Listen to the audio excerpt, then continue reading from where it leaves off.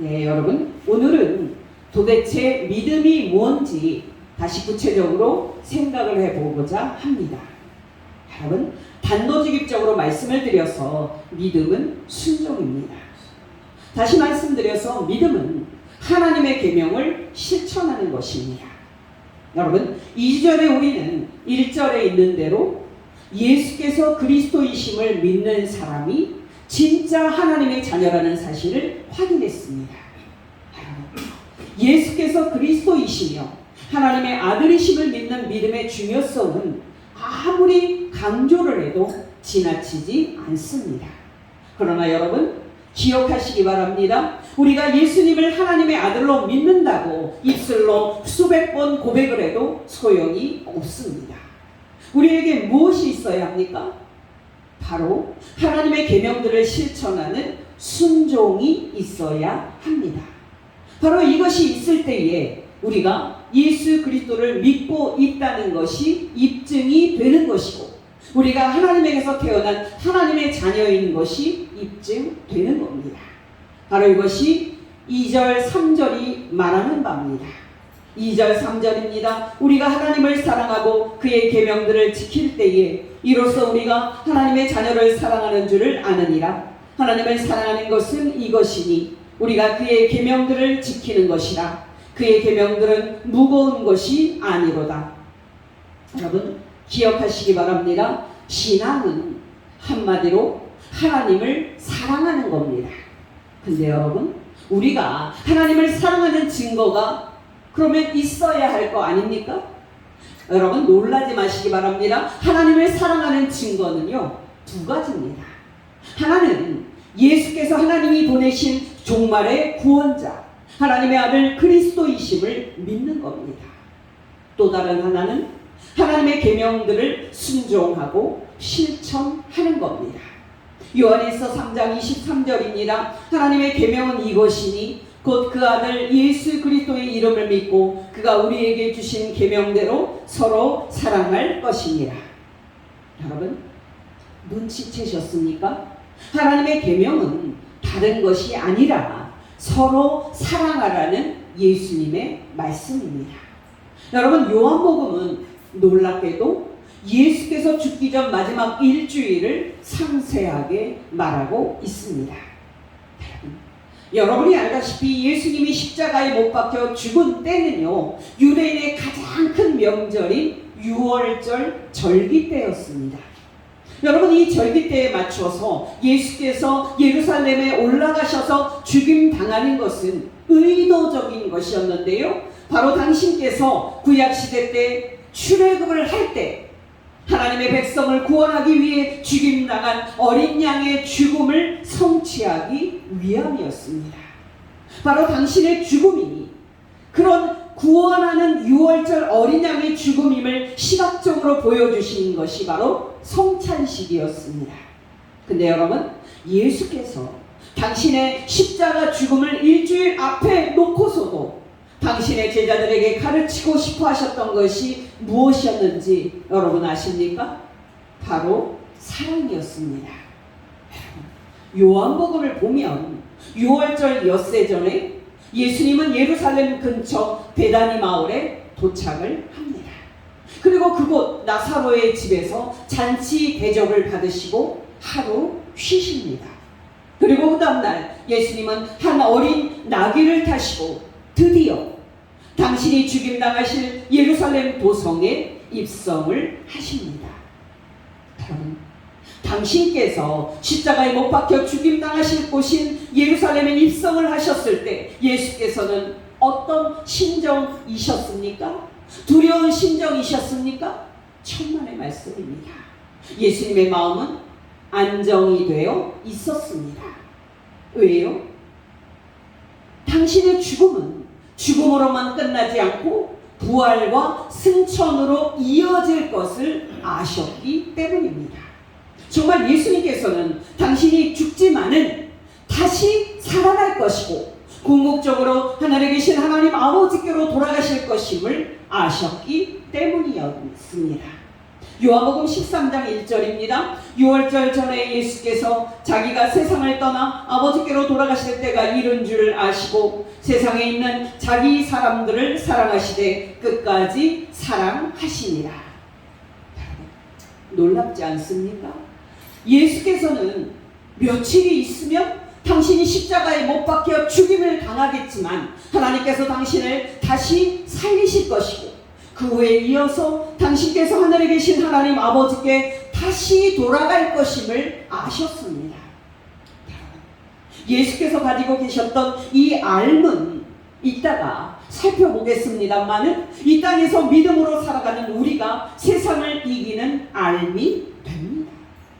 중요한 것은 여러분, 당신의 십자가 죽음을 며칠 앞에 놓고 예수께서는 당신이 당신의 제자들을 끝까지 사랑한다 하는 그 사실을 보여주시는데 힘썼다는 사실입니다. 대략 당신이 죽기 4일 전쯤에 저녁을 먹고 있을 때 예수님은 갑자기 자리에서 일어나셔서 겉옷을 벗고 그 세숫대야, 그 대야에 물을 떠서 제자들의 발을 친히 씻어주셨습니다. 여러분이 알다시피 다른 사람의 발을 씻어주는 것은 종과 노예가 하는 일이었습니다.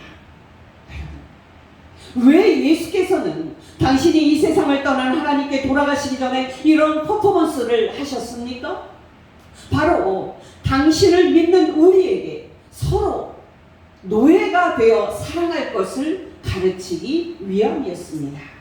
요한복음 13장 1절에서 5절입니다. 6월절 전에 예수께서 자기가 세상을 떠나 아버지께로 돌아가실 때가 이른 줄 아시고 세상에 있는 자기 사람들을 사랑하시되 끝까지 사랑하시니라. 마귀가 벌써 시몬의 아들 가룟 유다의 마음에 예수를 팔려는 생각을 넣었더라. 저녁 먹는 중 예수는 아버지께서 모든 것을 자기 손에 맡기신 것과 또 자기가 하나님께로부터 오셨다가 하나님께로 돌아가실 것을 아시고 저녁 잡수시던 자리에서 일어나 겉옷을 벗고 수건을 가져다가 허리에 두르시고 이에 대야에 물을 떠서 제자들의 발을 씻으시고 그 두르신 수건으로 닦기를 시작하여 조금 띄어서 12절에서 15절입니다. 그들의 발을 씻기신 후에 옷을 입으시고 다시 앉아 그들에게 이르시되 내가 너희에게 행한 것을 너희가 아느냐? 너희가 나를 선생이라 또는 주라 하니 너희 말이 옳도다. 내가 그러하다. 근데 내가 주와 선생이 되어 너희 발을 씻었으니 너희도 서로 발을 씻어주는 것이 옳으니라. 내가 너희에게 행한 것 같이 너희도 행하게 하려 하여 본을 보였노라. 여러분 놀랍지 않습니까? 우리가 다른 사람을 사랑하는 것은 우리가 그들에게 노예가 되어 그들을 섬기는 겁니다. 여러분, 우리 인간이 배우기도 어렵고 하기 어려운 것이 무엇인지 아십니까? 바로 섬김입니다. 여러분, 말로는 섬긴다는 말 하기 쉽습니다. 그러나 실제로 그 섬김을 실천하고 노예가 돼서 다른 사람을 섬기는 것 너무나도 어렵습니다. 근데 여러분, 중요한 것은 무엇입니까? 바로 이 섬김을 예수님께서 우리에게 지키라고 계명을 주셨다는 사실입니다.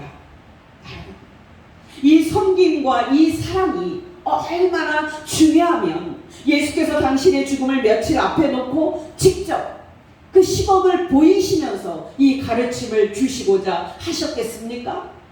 여러분 기억하시기 바랍니다. 사랑을 실천하는 것은 이렇게 중요한 겁니다. 어떠십니까 여러분? 여러분은 교회 안에서 누가 나를 알아주지 않나 하고 그런 것에 목말라 하는 사람은 아닙니까? 여러분은 대접받지 못했다고 섭섭해하는 사람은 아닙니까? 여러분 기억하시기 바랍니다. 사랑은 우리가 다른 사람에게 종이 되어서 그들을 섬기는 겁니다. 갈라디아서 5장 13절입니다. 형제들아 너희가 자유를 위하여 부르심을 입었으나 그러나 그 자유로 육체의 기회를 삼지 말고 오직 사랑으로 서로 종노릇하라. 에베소서 5장 21절입니다. 그리스도를 경외함으로 피차 복종하라. 근데 여러분 사도 요한이 사랑을 실천하라고 말할 때 특히 강조하는 것이 무엇입니까? 바로 물질적인 섬김과 그리고 물질적 나눔입니다.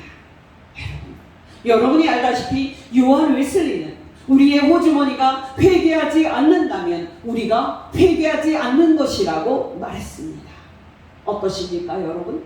여러분은 물질을 여러분을 위해서만 쓰는 사람은 아닙니까? 여러분은 여러분의 돈을 가난한 사람들과 나누고 있습니까? 여러분 기억하시기 바랍니다. 우리의 100마디 말보다 우리의 행동이, 우리의 믿음이 가짜인지 진짜인지를 말해줄 겁니다. 요한일서 3장 17절 18절 말씀입니다. 누가 이 세상의 재물을 가지고 형제의 궁핍함을 보고도 도와줄 마음을 닫으면 하나님의 사랑이 어찌 그 속에 거하겠느냐. 자녀들아, 우리가 말과 혀로만 사랑하지 말고 행함과 진실함으로 하자. 야고보서 2장 14절에서 17절 말씀입니다. 내 형제들아, 만일 사람이 믿음이 있노라 하고 행함이 없으면 무슨 유익이 있으리요? 그 믿음이 능히 자기를 구원하겠느냐? 만일 형제나 자매가 헐벗고 일용할 양식이 없는데 너희 중에 누구든지 그에게 이르되 평안히 가라, 덥게 하라, 배부르게 하라 하며 그 몸에 쓸 것을 주지 아니하면 무슨 유익이 있으리요? 이와 같이 행함이 없는 믿음은 그 자체가 죽은 것이라.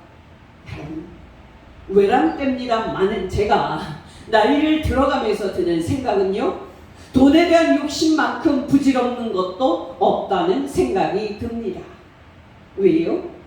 돈이 아무리 많아도 다 쓰지 못하고 죽는 게 인생입니다. 또 여러분, 돈이 아무리 많아도 죽을 때 하나도 가지고 가지 못하는 게 인생입니다. 디모데전서 6장 7절 말씀에 있는 대로 빈손으로 왔다가 빈손으로 가는 게 인생입니다. 더 중요한 것은 무엇입니까? 왜 돈 욕심이 부질없고 하나님을 의지하는 믿음이 축복입니까? 바로 하나님께서 당신을 사랑하는 자녀들의 먹을 것과 쓸 것은 책임져 주시기 때문입니다.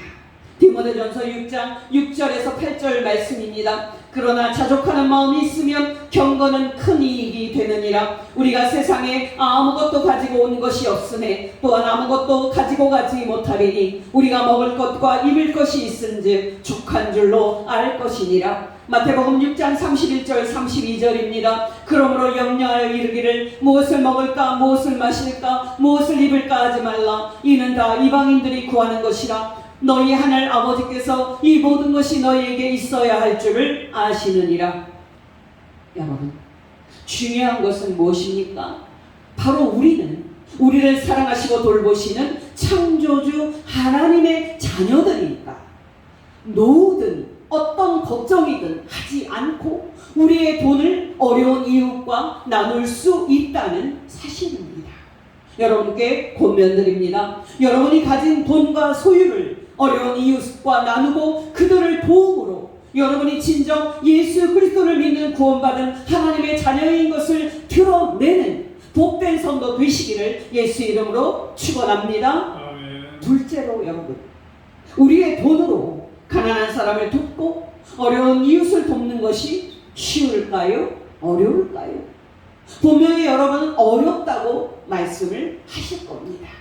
여러분 놀라지 마시기 바랍니다. 우리의 돈으로 가난한 사람을 돕고 어려운 사람을 사랑하는 것은 놀랍게도 쉽습니다.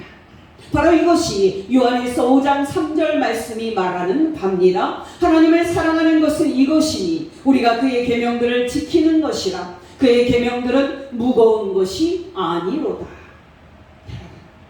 놀랍지 않습니까? 사도 요한은 하나님의 계명들은 무겁지 않다 하고 분명히 말합니다.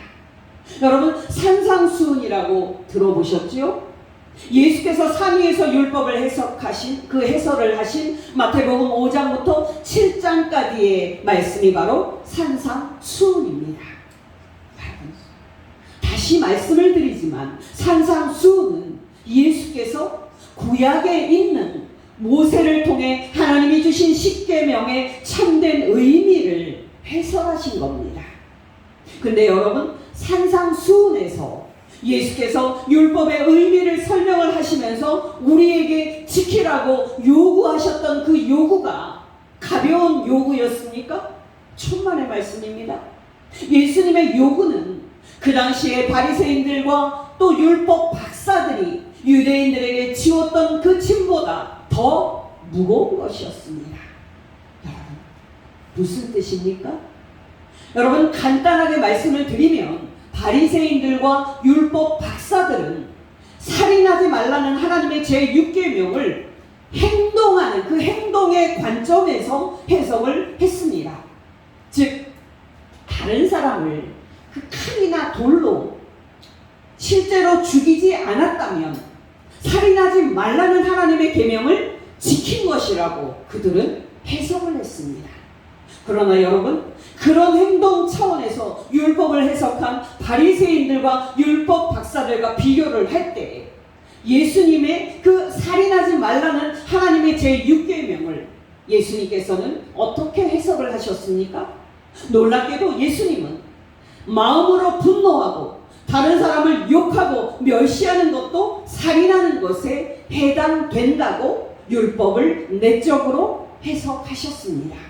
마태복음 5장 21절 22절입니다. 옛사람에게 말한 바 살인하지 말라 누구든지 살인하면 심판을 받게 되리라 하였다는 것을 너희가 들었으나 나는 너희에게 이르노니 형제에게 노하는 자마다 심판을 받게 되고 형제를 대하여 라가라 하는 자는 공회에 잡혀가게 되고 미련한 놈이라 하는 자는 지옥불에 들어가게 되리라. 여러분, 놀랍지 않습니까? 예수님은 그 당시 바리새인들과 율법 박사들이 율법을 해석하는 것보다도 더 깊게 해석을 했는데도 사도 요한은 하나님의 계명들은 무거운 것이 아니라고 말하고 있습니다. 여러분께 또 다른 유명한 예를 말씀을 드립니다. 여러분이 알다시피 예수님은 가늠하지 말라는 하나님의 계명을 깊게 해석했습니다. 여러분, 당연히 바리새인들과 율법 박사들은 가늠하지 말라 하는 이 계명을 행동하는 그 행동의 차원에서 해석했습니다. 즉, 실제로 외도하거나 부정한 성관계를 하지 않았다면 가늠하지 않은 것이라고 생각을 했습니다. 그러나 여러분, 예수님은 사람이 그 마음으로 음욕을 품고 여자를 보면 그것도 간음죄를 지은 것이라고 깊게 해석을 하셨습니다. 마태복음 5장 27절 28절입니다. 또 간음하지 말라 하였다는 것을 너희가 들었으나 나는 너희에게 이르노니 음욕을 품고 여자를 보는 자마다 마음에 이미 간음하였느니라. 여러분, 놀랍지 않습니까? 예수님께서는 간음하지 말라는 하나님의 제7계명을 마음으로 음욕을 품는 것까지 간음죄를 지은 것으로 깊게 해석을 하셨는데도 사도 요한은 하나님의 계명들은 무거운 것이 아니라고 말합니다. 마태복음 5장에서 예수님이 하신 율법 해석의 깊이는 원수까지 사랑하라 하는 그 말씀에 이릅니다. 마태복음 5장 43절에서 48절 말씀입니다. 또 내 이웃을 사랑하고 내 원수를 미워하라 하였다는 것을 너희가 들었으나 나는 너희에게 이르노니 너희 원수를 사랑하며 너희를 박해하는 자들을 위하여 기도하라. 이같이 한즉 하늘에 계신 너희 아버지의 아들이 되리니 이는 하나님이 그 해를 악인과 선인에게 비추시며 비를 의로운 자와 불의한 자에게 내려주시니라. 너희가 너희를 사랑하는 자를 사랑하면 무슨 상이 있으리요? 세리도 이같이 아니하느냐? 또 너희가 너희 형제에게만 무난하면 남보다 더하는 것이 무엇이냐? 이방인들도 이같이 아니하느냐? 그러므로 하늘에 계신 너희 아버지의 온전하심과 같이 너희도 온전하라. 놀랍지 않습니까? 예수께서 율법이 말하는 바는 원수까지 사랑하는 것이라고 깊게 해석을 하셨는데도 사도 요한은 하나님의 계명은 무거운 것이 아니라고 말합니다. 사도 요한의 이 말은 예수께서 산상수훈에서 율법의 참 의미라고 해석을 하신 하나님의 계명들이 지키기 쉽다는 뜻입니다.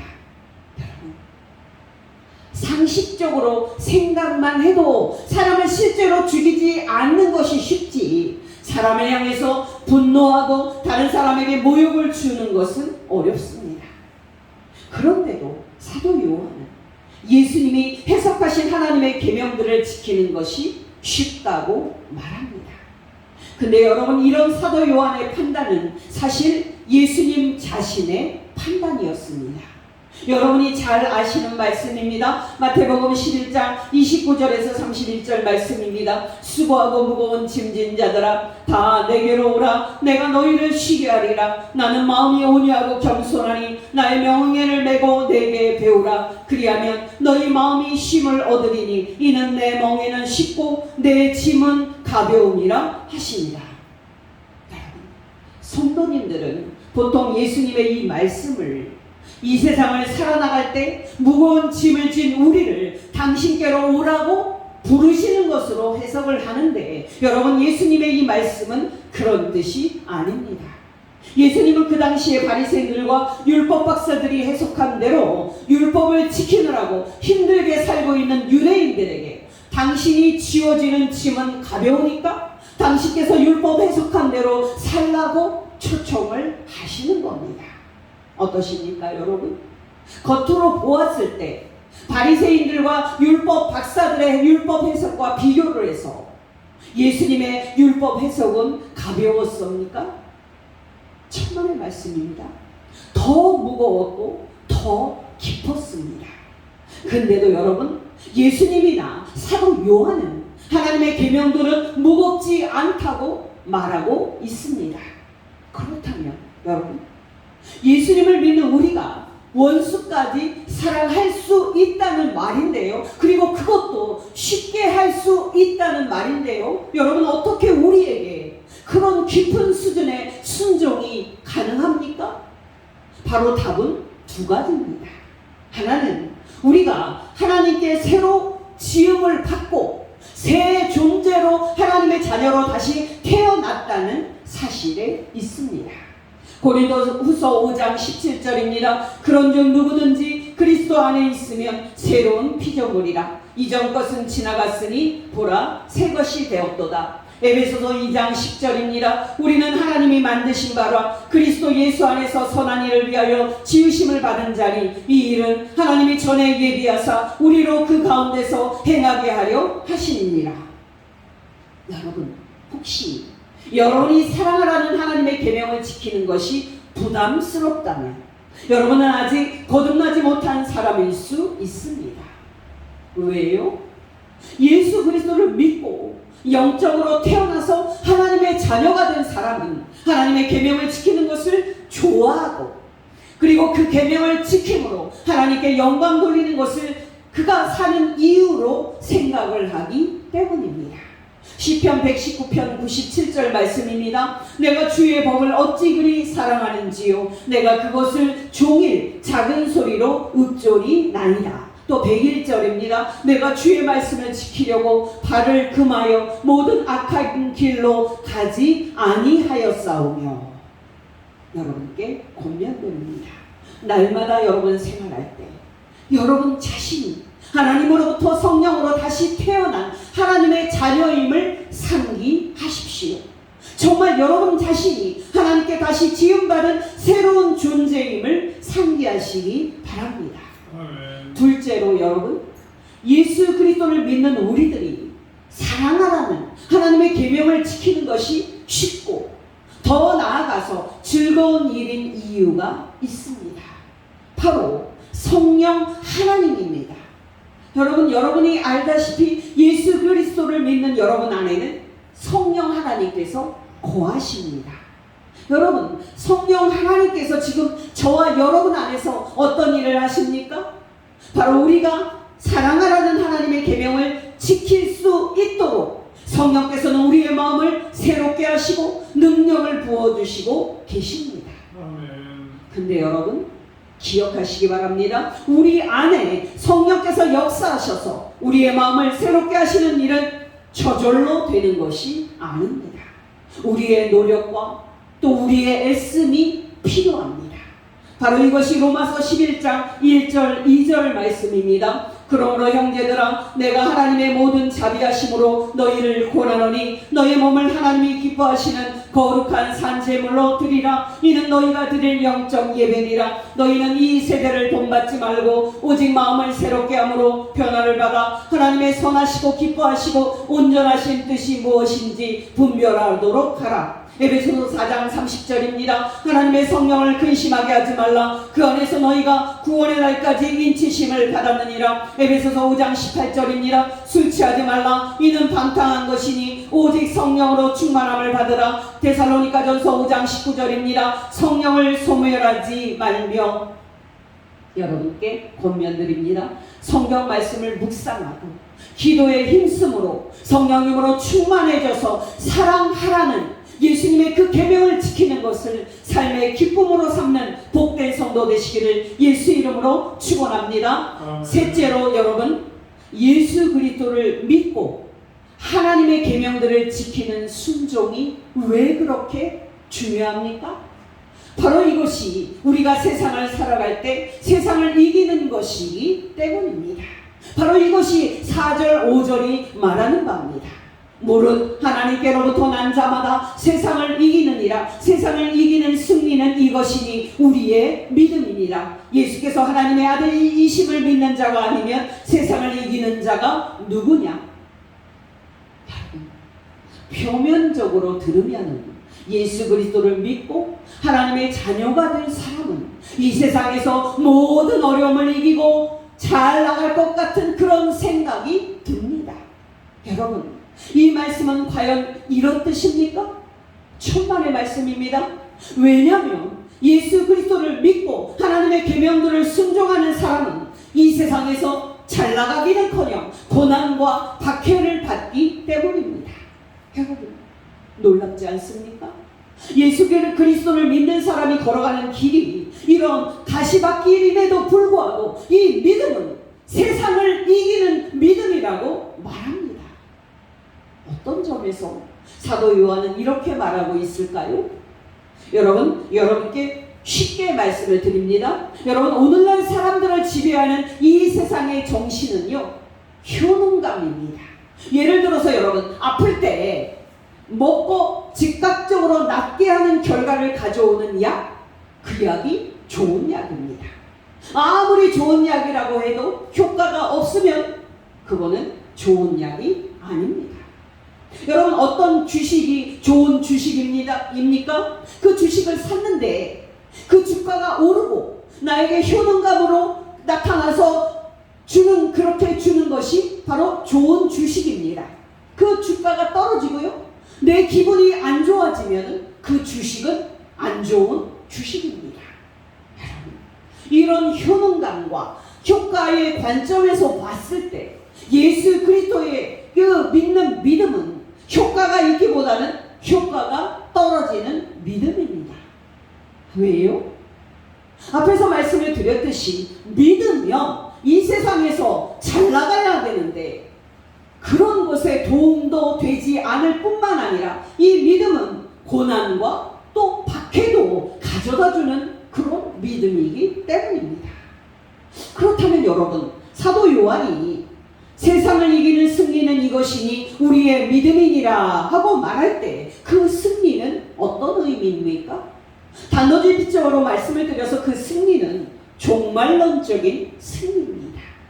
다시 말씀을 드려서 이 믿음대로 사는 것이 이 세상에서 지금 우리가 루저가 되고 실패자가 되는 것처럼 보이지만 종말에 우리가 예수 그리스도 앞에 섰을 때에는 우리가 이 믿음대로 산 것이 인정을 받을 것임을 우리가 알기 때문입니다. 아멘. 그렇다면 여러분, 우리는 눈을 들어서 이 세상이 끝나는 그날, 우리 주 예수 그리스도께서 다시 오시는 그 날을 우리가 바라보면서 이 세상의 거짓말과 싸울 수 있어야 하고 우리의 믿음이 인정받을 그날을 기다리면서 담대하게 진리 안에 있을 줄을 알아야 합니다.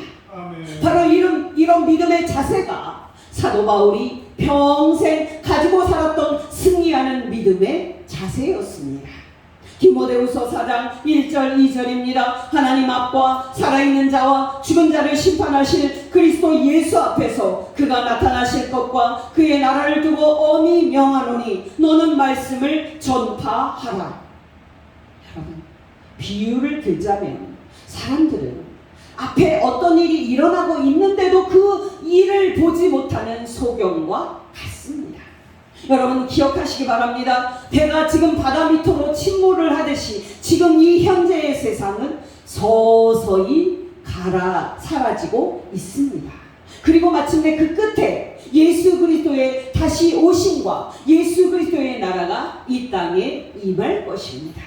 그런데도 사람들은 침몰하는 중인 그 배 안에서 탈출할 생각은 하지 않고 눈먼 소경처럼 날마다 평안하게 사는데 온 관심을 기울입니다. 여러분 놀랍지 않습니까?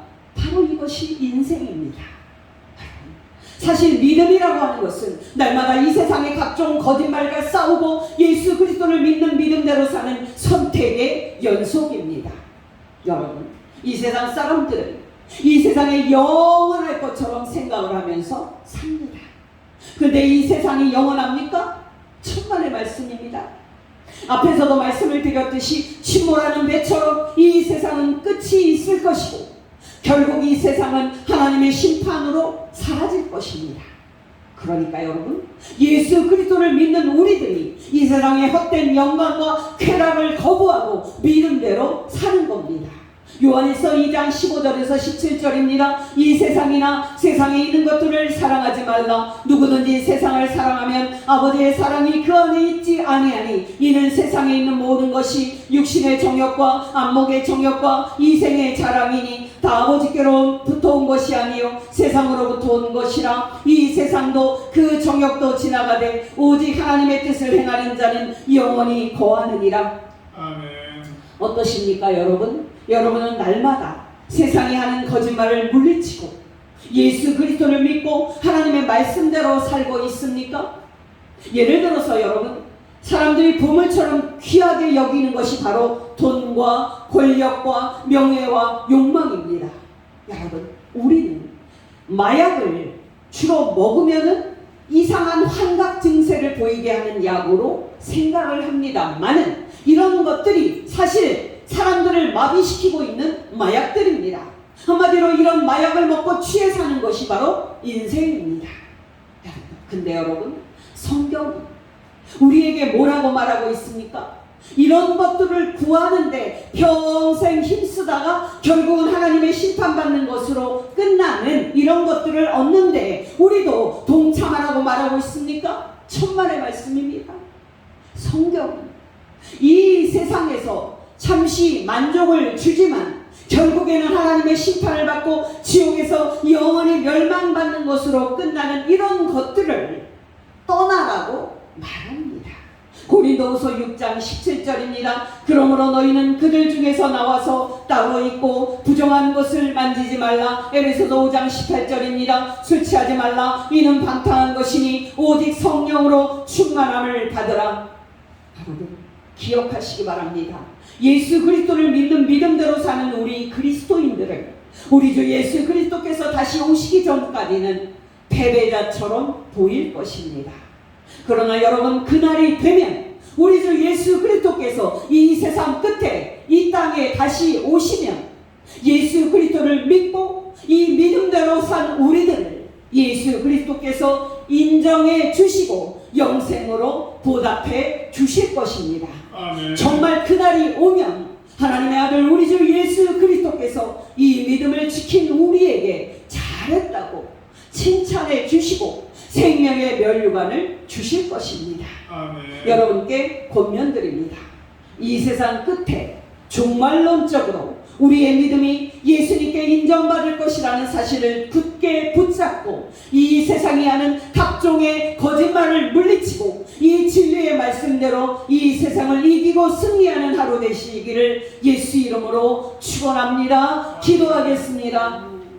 하나님 아버지 오늘 말씀을 통해서 참된 믿음은 사랑하라는 하나님의 계명을 순종하는 것이고 이 순종은 우리가 새 사람이 되는 것과 우리 안에 성령으로 임재하셔서 우리의 마음을 새롭게 하심으로 가능하다는 것과 이 믿음으로 우리가 세상의 거짓말을 물리치고 종말론적인 승리를 바라보며 세상을 이길 수 있는 믿음임을 가르쳐 주신 것 감사를 드립니다. 우리에게 말씀과 성령으로 충만하게 채워주셔서 예수 그리스도를 믿는 믿음으로 세상을 이기고 날마다 종말론적인 승리의 소망으로 우리의 달려갈 길을 잘 달려가게 하옵소서. 예수님의 이름으로 기도하옵나이다. 아멘.